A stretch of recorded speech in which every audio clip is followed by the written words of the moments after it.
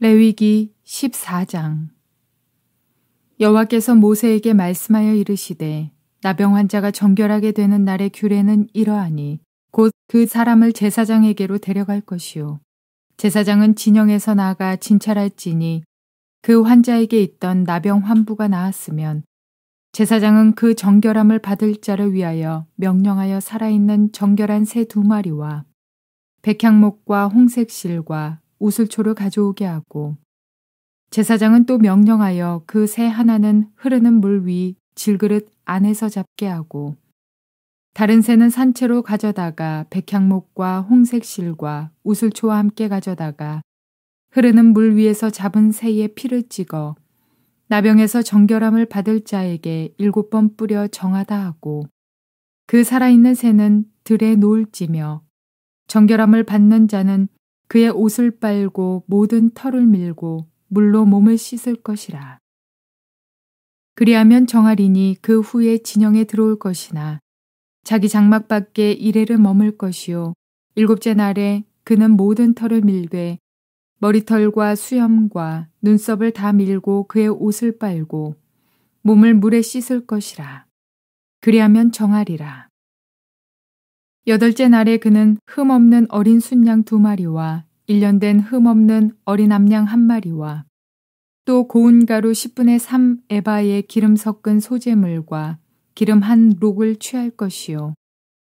정결하게 하는 제사장은 정결함을 받을 자와 그 물건들을 회막문 여호와 앞에 두고 어린 순양 1마리를 가져다가 기름 1록과 아울러 속건제로 들이되 여호와 앞에 흔들어 요제를 삼고 그 어린 순양은 거룩한 장소 곧 속죄제와 번제물 잡는 곳에서 잡을 것이며 속건제물은 속죄제물과 마찬가지로 제사장에게 돌릴지니 이는 지극히 거룩한 것이니라. 제사장은 그 속건제물의 피를 취하여 정결함을 받을 자의 오른쪽 귓뿌리와 오른쪽 엄지손가락과 오른쪽 엄지발가락에 바를 것이요 제사장은 또 그 1록의 기름을 취하여 자기 왼쪽 손바닥에 따르고 오른쪽 손가락으로 왼쪽 손에 기름을 찍어 그 손가락으로 그것을 여호와 앞에 7번 뿌릴 것이요 손에 남은 기름은 제사장이 정결함을 받을 자의 오른쪽 귓뿌리와 오른쪽 엄지손가락과 오른쪽 엄지발가락 곧 속건제물의 피 위에 바를 것이며 아직도 그 손에 남은 기름은 제사장이 그 정결함을 받는 자의 머리에 바르고 제사장은 여호와 앞에서 그를 위하여 속죄하고 또 제사장은 속죄제를 드려 그 부정함으로 말미암아 정결함을 받을 자를 위하여 속죄하고 그 후에 번제물을 잡을 것이요 제사장은 그 번제와 소제를 제단에 드려 그를 위하여 속죄할 것이라. 그리하면 그가 정결하리라.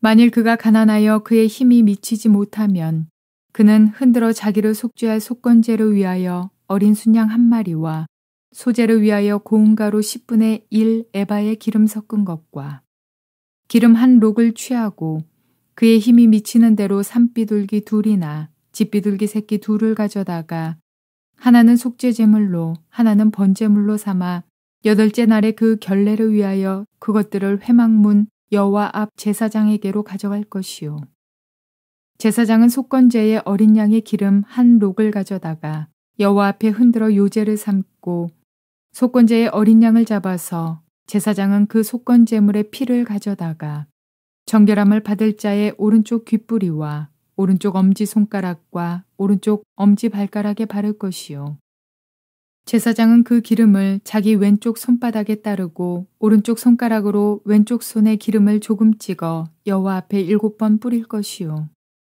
그 손의 기름은 제사장이 정결함을 받을 자의 오른쪽 귓뿌리와 오른쪽 엄지손가락과 오른쪽 엄지발가락 곧 속건제물의 피를 바른 곳에 바를 것이며 또 그 손에 남은 기름은 제사장이 그 정결함을 받는 자의 머리에 발라 여호와 앞에서 그를 위하여 속죄할 것이며 그는 힘이 미치는 대로 산비둘기 1마리나 집비둘기 새끼 1마리를 들이되 곧 그의 힘이 미치는 대로 1마리는 속죄제로 1마리는 소제와 함께 번제로 드릴 것이요 제사장은 정결함을 받을 자를 위하여 여호와 앞에 속죄할지니 나병 환자로서 그 정결 예식에 그의 힘이 미치지 못한 자의 규례가 그러하니라.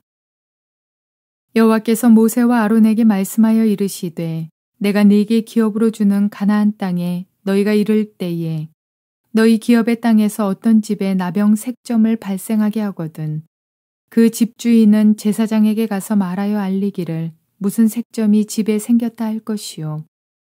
제사장은 그 색점을 살펴보러 가기 전에 그 집안에 있는 모든 것이 부정을 면하게 하기 위하여 그 집을 비우도록 명령한 후에 들어가서 그 집을 볼지니 그 색점을 볼 때에 그 집 벽에 푸르거나 붉은 무늬의 색점이 있어 벽보다 우묵하면 제사장은 그 집 문으로 나와 그 집을 이레 동안 폐쇄하였다가 이레 만에 또 가서 살펴볼 것이요.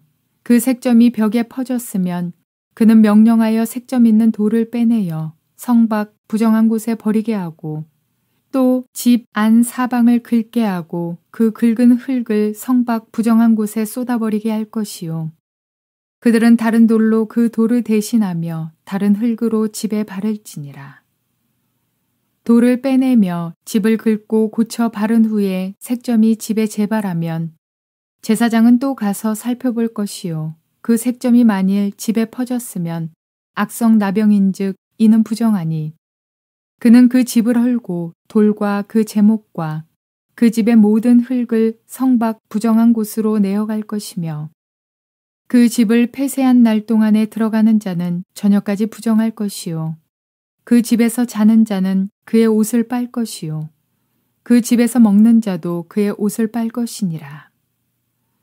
그 집을 고쳐 바른 후에 제사장이 들어가 살펴보아서 색점이 집에 퍼지지 아니하였으면 이는 색점이 나은 것이니 제사장은 그 집을 정하다 하고 그는 그 집을 정결하게 하기 위하여 새 2마리와 백향목과 홍색실과 우슬초를 가져다가 그 새 하나를 흐르는 물 위 질그릇 안에서 잡고 백향목과 우슬초와 홍색실과 살아있는 새를 잡아다가 잡은 새의 피와 흐르는 물을 찍어 그 집에 7번 뿌릴 것이요.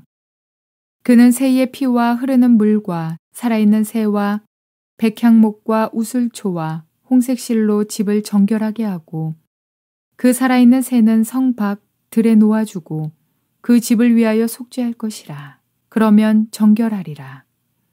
이는 각종 나병 환부에 대한 규례니 곧 옴과 의복과 가옥의 나병과 돋는 것과 뾰루지와 색점이 어느 때는 부정하고 어느 때는 정함을 가르치는 것이니 나병의 규례가 이러하니라. 좋은 날입니다. 성령님께서 오늘도 여러분의 심령 가운데 큰 은혜와 평강 주시기를 주님의 이름으로 축복하여 드립니다. 오늘은 레위기 14장 말씀을 통해서 영적 문둥병자를 어떻게 치유할 것인가 라는 제목으로 말씀을 전해드리려고 합니다. 사실 제가 영적 문둥병자의 치유라는 제목으로 삼았지만 13장과 14장 전체를 살펴보면 단순히 문둥병자뿐만 아니라 온병, 부스럼병, 피부에 속한 모든 병, 심지어 벽에 곰팡이가 서는 것까지도 모두 포함해가지고 문둥병자라고 저는 그냥 통칭을 했습니다. 우리 몸에 나타나는 피부의 질병이라는 것도 하나의 우리의 죄로 인한 결과, 저주, 심판 이렇게 볼 수가 있습니다. 죄의 결과는 항상 이렇게 겉으로 드러난 삶의 추악한 변화라는 것입니다. 그것이 오늘 13장과 14장에서 하나님께서 우리에게 가르치는 중요한 내용이라고 생각합니다. 중요한 것은 어떻게 이 모든 외부적인 겉으로 드러난 삶에 나타난 더러움과 추악함과 정말 불편함과 이런 것으로부터 치유받을 수 있고 정함을 받을 수 있을 것인가 하는 것이 오늘 본문의 중요한 내용입니다. 어떻게 치유받을 수 있을까요? 어제 우리가 살펴본 것처럼 온병, 피부병, 부스럼병 혹은 이런 곰팡이병 이런 것들은 쉽게 고쳐지지가 않습니다. 여러분 발에 무좀이 든 사람들 참 고치기 힘들어가지고요. 특별한 양말을 신기도 하고 본인도 불편하고 보는 사람도 어려운 이런 것들이 있습니다. 문둥병 이와 같이 불치병에 속한 것이라고 볼 수 있을 것입니다. 물론 기타의 모든 질병에 대해서 많은 치료약들이 개발되어져서 우리에게 편리함을 주긴 하지만은 사실 이 모든 것들은 죄로 인한 결과 혹은 죄로 인한 저주 이런 것들을 보여주는 형태라고 생각되어집니다. 그래서 13장에서는 그런 이런 이 상태가 우리의 영적 삶에서도 나타날 수 있다는 것을 언급하면서 우리가 영적으로 문둥병자가 될 수 있다. 영적으로 오온병에 걸릴 수 있다. 영적으로 곰팡이병에 들어서 오랫동안 고통당할 수 있다. 어떻게 해야 할 것인가? 회개가 매우 중요하다. 깨달음이 굉장히 중요하다. 내가 이런 흉악한 상태에 있구나. 내 몸에 겉으로 드러날 정도로 내 안에 있는 죄악성이 심각하구나 하는 것을 깨달을 때 치유의 첫 출발점이 된다는 것을 말씀드렸습니다. 오늘은 14장에서 구체적인 치유의 길을 주님은 우리에게 제시해 주십니다. 여러분 알기를 원하십니까? 굉장히 중요합니다. 영적으로 병들었을 때 우리의 외부적 피부의 모습에서 이런 온병, 곰팡이, 무좀 혹은 이런 문둥병이 나타나지만 우리가 영적으로 병들었을 때, 죄를 지었을 때 그로 인해서 우리의 삶 모든 영역에서 외부적으로 드러나는 이런 저주가 나타날 수 있다는 것을 성경은 암시해 주면서 오늘 14장에서는 피부병에 대한 복음, 죄로 말미암아 우리의 삶에 저주가 임한 것을 느끼게 되었을 때 그것으로부터 해방될 수 있는, 정함을 받을 수 있는, 치유받을 수 있는 길을 성경은 우리에게 제시해 주고 있다는 것이 매우 중요합니다. 근본적으로 문둥병은 불치병이라는 것을 어제 말씀드렸습니다. 치유될 수 없다는 것이죠. 불치병이라는 겁니다. 그 이외에 온병, 무좀병 혹은 곰팡이병 이런 것들도 아무리 약을 써도 잘 치유가 되지 않습니다. 스테로이드제를 써서 잠깐 낫는 것 같지만 다시 재발되어진다는 것은 불치라는 것입니다. 불편한 것이 계속될 수 있다. 이렇게 죄의 결과는 무서운 것이라는 거예요. 이 말은 다른 말로 하면 이건 오직 하나님의 기적적 은혜로만 치유될 수 있다는 것을 보여줍니다. 그러므로 문둥병의 치유라는 것은 오늘 피부병의 이런 불치적인 병의 치유라는 것은 죄로 인해서 저주에서 해방될 수 있는 이런 길을 하나님이 제시해 준 것을 오늘 14장은 말해주고 있다는 것입니다. 자, 그 치유의 길 한 5단계로 저는 오늘 본문을 통해서 보기를 원합니다. 물론 전반부 속에서 치유의 길을 구체적으로 설명하고 후반부에서는 건물에 이런 곰팡이가 슬었을 때 어떻게 해야 될까 하는 것을 또 언급하고 있습니다. 그것은 조금 생략하고 전반적으로 이런 피부병, 온병, 이런 불치병적인 문둥병이 걸렸을 때 치유받을 수 있는 기적적 은혜의 길, 그것을 성경은 오늘 본문은 우리에게 제시할 수 있다는 거예요. 우리 마음속에 불치적인 요소로 죄악으로 말미암아 완전히 물들은 부분들, 그로 인해서 우리의 겉으로 드러난 삶의 저주가 임하였을 때 우리는 어떻게 치유받을 수 있을까요? 5단계로 말씀드리려고 합니다. 그 첫 단계 치유의 길 넘버 1. 하나님이 제시하시는 치유의 첫 번째 길은 3절에서 보여집니다. 제사장은 진영에서 나가서 진찰할지니 그 환자에게 있던 나병 환부가 나았으면, 여기서 알아야 될 중요한 사실, 치유받기 위해서 중요한 것은 제사장이 나가서 문둥병을 진찰한다. 제사장이 진영 밖의 문둥병자에게 나갔다. 여러분, 이 문둥병자는 문둥병이 걸리는 순간 나는 부정하다 외치고 그리고 사람들과 격리되어서 진영 바깥에서 살아야만 합니다. 여러분 벤허라는 영화를 본 적 있죠? 벤허. 그 영화에 보면은 그 주인공의 어머니와 그 여동생이 문둥병이 걸려서 진영 밖에 쫓겨나서 굴 속에서 생활하는 걸 보게 됩니다. 그 당시의 모습을 보여주는 거예요. 지금도 마찬가지로 문둥병자는 격리되어집니다. 중요한 사실은 제사장이 그들을 찾아간다는 것입니다. 이건 예수 그리스도께서 우리를 찾아오시는 것, 우리를 치유하기 위해서 행하신 일을 보여주는 단적인 예입니다. 쉽게 말하면 은혜입니다. 하나님의 자비가 나타나기 시작합니다. 문둥병이 어떻게 할 것이 없습니다. 문둥병자가 할 일이 없습니다. 제사장이 그를 찾아간다는 겁니다.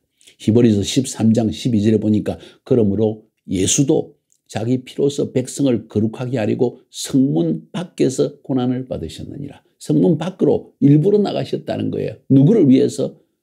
죄로 인해서 고난받는, 문둥병을 인해서 격리되어서 고난받는 이런 문둥병자 죄인들을 위해서 일부러 성문 바깥에서 고난을 받으시고 십자가에 죽으신 거예요.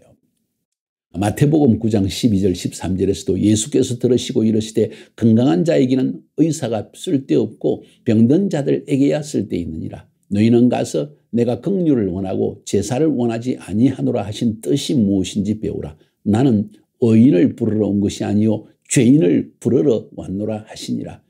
대제사장 되신 예수 그리스도께서 직접 죄인을 찾아가셔서 성문 안에 살 수도 없는, 하나님의 은혜의 성 안에 살 수 없는, 성문 바깥에서 고독하게 외롭게 격리되어 살고 있는 이 문둥병자 같은 죄인들을 일부러 찾아가셔서 그들을 위해 십자가에 못 박혀 피 흘리신 은혜의 사건, 자비의 사건을 첫 번째로 말하고 있다는 것입니다. 그러니까 문둥병은 불치병입니다. 오직 그분이 우리를 찾아오실 때 치유될 수 있는 은혜의 치유가 있을 뿐이라는 것을 성경은 말하고 있다는 거예요.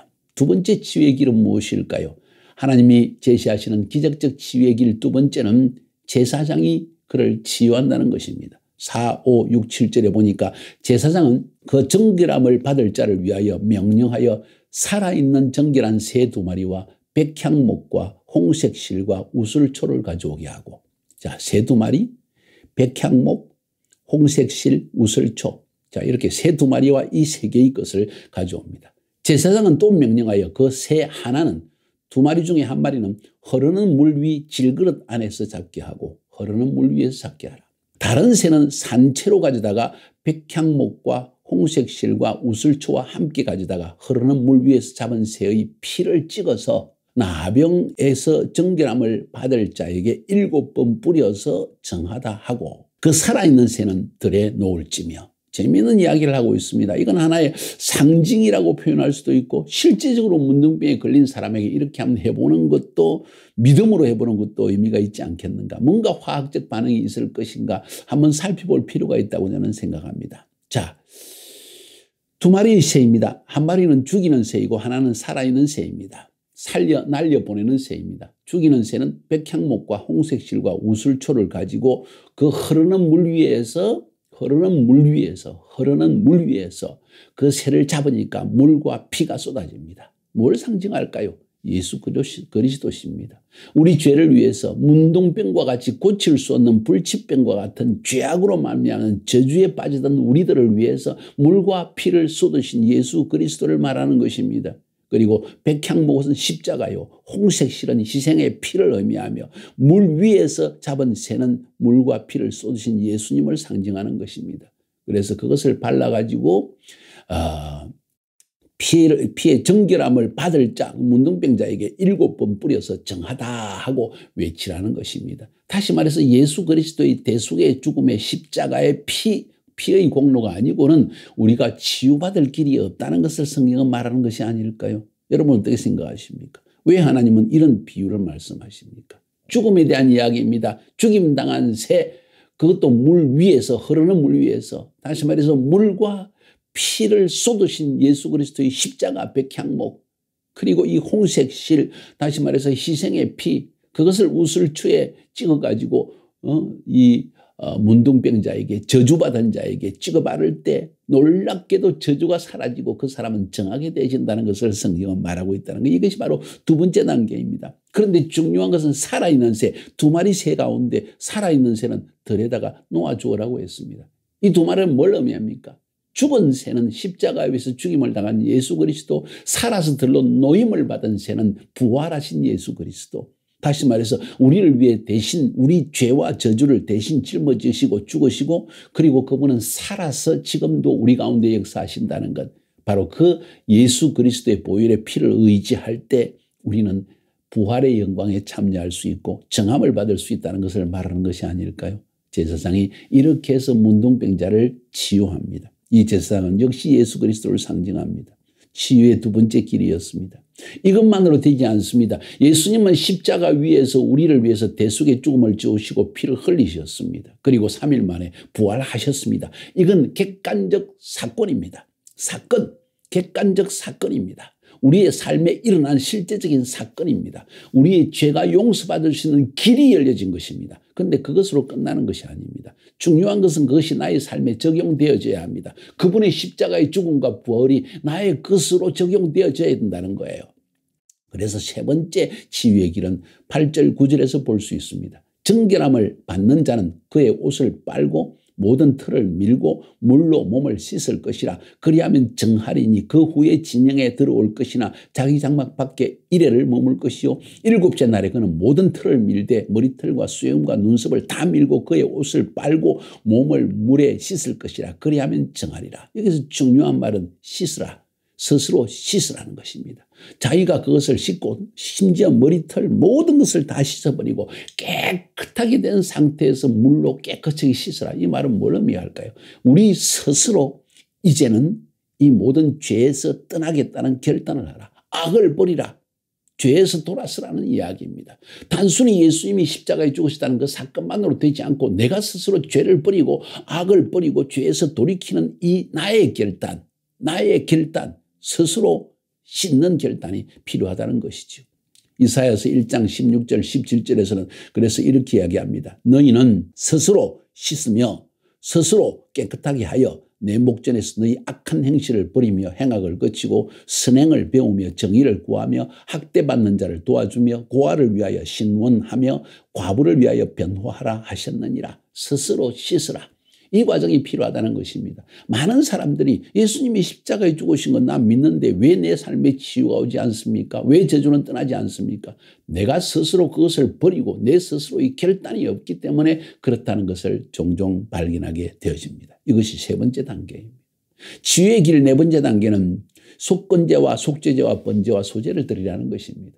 10절에 보니까 여덟째 날에 그는 흠 없는 어린 수양 2마리와 1년 된 흠없는 어린 암양 1마리와 또 고운 가루 10분의 3 에바에 기름 섞은 소재물과 기름 1록을 취할 것이며, 쉽게 이야기해서 오늘 이 10절부터 계속해서 나오는 이야기는 속건제와 속죄제와 번제와 소제를 여호와 하나님께 드리라.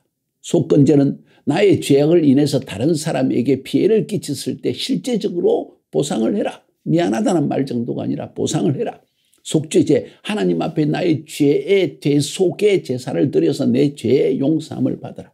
번제, 하나님 앞에 내 삶을 이제는 깨끗하게 내 삶을 불태워 헌신하겠다는 이 번제를 드리라. 소제, 자신을 완전히 밀가루처럼 빻아서 깨뜨려서 깨어지고 그리고 희생으로, 희생제물로, 향기로운 제물로, 아름답고 맛있는 제물로 하나님과 사람 앞에 드려라. 이 네 가지의 제사를 드리는 것이 필요하다는 것입니다. 언제요? 여덟째 날입니다. 여덟째 날이 언제입니까? 일곱째 날까지, 여섯 날까지 하나님은 천지를 창조하시고 일곱째 날에 이 세상을 재창조하시는 안식으로 들어가십니다. 완전한 구속이 이루어집니다. 8일째는 완전한 구속이 이제 이루어진 날을 상징하는 것입니다. 어떻게? 속건제와 속죄제와 번제와 소제를 드렸을 때 이런 일이 일어난다는 것. 이때 비로소 이 사람은 이제 공동체의 삶으로 돌아갈 수 있고 하나님께 예배할 수 있는, 성소에 들어갈 수 있는 자격이 주어지는 것입니다.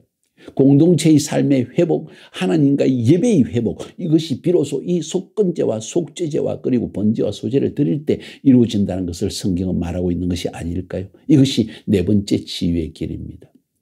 다섯 번째 치유의 길은 피와 기름을 온몸에 바르라는 것입니다. 14절, 15절, 16절, 17절에 보니까 제사장은 그 속건제물의 피를 취하여 정결함을 받을 자의 오른쪽 귓뿌리와 오른쪽 엄지손가락과 오른쪽 엄지발가락에 바를 것이요. 제사장은 또 그 한록에 기름을 취하여 자기 왼쪽 손바닥에 따르고 오른쪽 손가락으로 왼쪽 손에 기름을 찍어서 그 손가락으로 그것을 여호와 앞에 7번 뿌릴 것이요. 손에 남은 기름은 제사장이 정결함을 받을 자의 오른쪽 귓뿌리와 오른쪽 엄지손가락과 오른쪽 엄지발가락 그 속건제물과 피 위에 바를 것이며, 이렇게 해서 모든 제물을 드렸을 때 그 피를 지금 왼손에다 기름을 바르고 오른손으로 이 피를 발라가지고 이 사람들의 오른쪽 귀, 그러죠? 오른쪽 귓뿌리, 오른쪽 엄지손가락, 오른쪽 엄지발가락에 다 발라라. 이건 손과 발, 뜯는 것, 모든 이것은 오른쪽은 상징을 의미합니다. 대표성을 의미합니다. 우리 몸 전체를 피와 기름으로 발라야만 한다. 뭘 이야기입니까? 구속의 믿음으로 서 있어야 된다는 것이죠. 피, 어린 양의 예수의 피는 우리의 죄를 대속하는 피입니다. 주님이 나의 죄를 위해 십자가에 죽으셨다는 그 믿음을 적용시키라는 것입니다. 기름을 바르라는 것은 성령님의 온전한 인도하심을 받아라. 성령님의 정결케 하심을 받아라. 이런 이야기를 오늘 들려주는 것입니다. 이제 내 안에서 내가 사는 것이 아니라 그리스도께서 나를 위해서 피 흘리신 그리스도, 그리고 부활하셔서 우리 가운데 오신 성령님의 은혜 가운데 사는 것이라는 신앙 고백을 매일매일 해나갈 때 이 사람은 완전한 치유를 받을 수 있다는 것을 성경은 말해주고 있습니다. 자, 5단계. 잊어버리기 쉽죠. 어떻게 이야기할까요? 문둥병과 모든 피부병은 우리의 죄로 인한 저주의 모습이라고 이야기했습니다. 겉으로는 우리의 삶의 겉으로 드러난 저주가 이렇게 피부병이라는 모습으로 드러나 있다는 것입니다. 그 피부병에서 혹은 그 모든 저주에서 벗어날 수 있는 길이 무엇인가? 어떻게 하면 하나님의 임재와 축복을 회복할 수 있을까? 5단계를 말씀드렸습니다. 첫 번째는 제사장이 문둥병이 나간다. 우리의 대제사장 되신 예수 그리스도께서 성문 바깥에서 십자가를 지고 대신 고난을 받으신 건 우리에 대한 자비, 죄인들을 치유하고자 하는, 불치병인 문둥병자를 치유하고자 하는 하나님의 자비의 손길이라는 것입니다. 그렇게 해서 그분이 하신 일은 십자가에서 피를 흘려 죽으신 것입니다. 그래서 두 번째 제사장이 우리에게 제시하시는 치유의 길은 십자가의 대속과 대속의 죽음과 그리고 3일 만에 부활하시는 사건이라는 것입니다. 객관적인 우리 죄를 그리고 저주를 완전히 씻어내시는 그 작업이 십자가 위에 이루어지고 부활하심으로 말미암아 그분은 우리에게 영원한 생명을 주셨다는 은혜의 객관적인 대속과 영생의 사건이 거기에 있다는 것입니다. 그걸로 부족합니다. 무엇이 필요합니까? 스스로 씻어야 한다. 나는 이제 나 같은 죄인을 위해 십자가에서 주님이 피를 흘리시고 부활하셨으니 나도 그 은혜에 동참하기를 원합니다. 이를 위해서 내 온몸을 씻고 모든 털을 밀어내고 정결한 상태에서 물로 스스로 씻는 작업, 악을 버리고 죄악의 모양도 버리고 그리고 변화된 모습으로 나아가야 한다. 그렇게 할 뿐만 아니라 하나님께 제사를 드려서 이제는 그 십자가의 구속의 은혜가 내 삶에 적용되도록 해야 된다. 속건제와 속죄제와 번제와 수제를 드려야 한다. 하나님 앞에 나아가서 내 모든 죄악을 인해서 피해를 입은 사람에게 보상을 하고 하나님 앞에서 십자가의 보혈에 피로 나는 구속받았다는 확고한 인정을 받게 되어지며 그리고 내 마음이 주님 앞에 내 몸을 불살라 드리는 것처럼 번제의 제사를 드리고 그리고 날 깨어지고 희생하고자 하는 소제의 제사를 드림으로 말미암아 주님의 대속의 은혜가 우리에게 임할 수 있다는 거예요. 그럼에도 불구하고 마지막에 피와 기름을 바르라. 오른쪽 대표성을 의미합니다. 모든 오른손, 엄지손가락 그리고 엄지발가락에 발라라. 내 손과 발, 내 듣는 것, 내 생각하는 것 모든 것 주님의 보혈의 피로 씻음받고 나는 생각이 새로워지며 성령으로 새로워지고 나의 손과 발의 행동들이 이제는 새로워지는 삶을 살게 될 것입니다 하는 믿음의 고백을 드리라. 그래야 할 때 치유함을 받을 것이라는 것입니다. 너무 복잡하게 많은 이야기를 했습니까? 예, 5번의 설교로 나누어 할 수 있는 내용이라고 볼 수 있습니다. 그러나 중요한 것 기억합시다. 오직 예수 그리스도의 은혜로만 이 불치병에서 우리는 나음을 받아 정함을 받아 임재와 축복을 회복할 수 있다는 것입니다. 그리고 그 믿음을 대속의 죽음에 대한 믿음을 부활에 대한 믿음을 끊임없이 간직하고 스스로 이 죄악을 버리고 주님 앞에 나아갈 때 이런 치유의 역사가 여러분과 저의 삶 가운데 임하게 될 것입니다. 승리하시기를 주님의 이름으로 축복하여 드립니다.